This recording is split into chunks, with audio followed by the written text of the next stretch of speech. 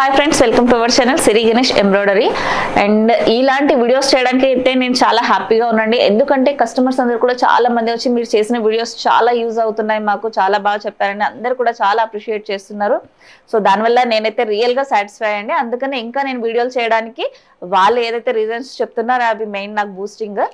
So ఇప్పుడు ఈ వీడియోలో వచ్చేసి మనం సింగిల్ హెడ్కి డబల్ హెడ్కి డిఫరెన్సెస్ ఏంటి, ఎవరు సింగిల్ హెడ్ తీసుకోవాలి, ఎవరు డబల్ హెడ్ తీసుకోవాలి, ఆ వీడియోస్ అయితే నేను అంటే లైక్ దాని బెనిఫిట్స్ ఏంటి, డిఫరెన్సెస్ ఏంటి అనేది ఈ వీడియోలో నేను చెప్తాను.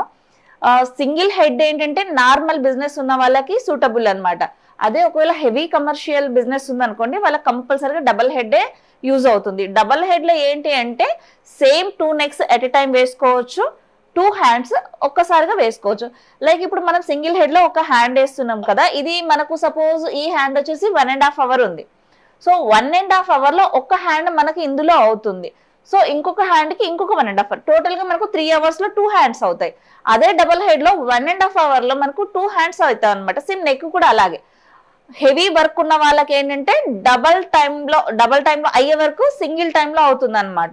సో హెవీ వర్క్ ఉన్న వాళ్ళు డబల్ హెడ్కి వెళ్ళొచ్చు, కొంచెం నార్మల్ వర్క్ ఉన్న వాళ్ళు సింగిల్ హెడ్కి వెళ్ళొచ్చు.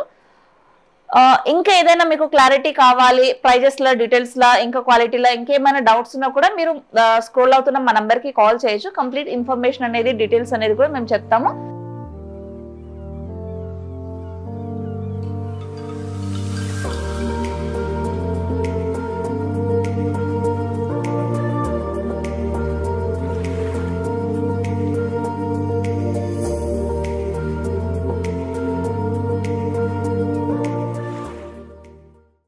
సో చూసారు కదండి, ఈ వీడియో మీకు నచ్చినట్లయితే షేర్ చేయండి, లైక్ చేయండి. Thank you. నేను మీ మహాలక్ష్మి సైనింగ్ ఆఫ్.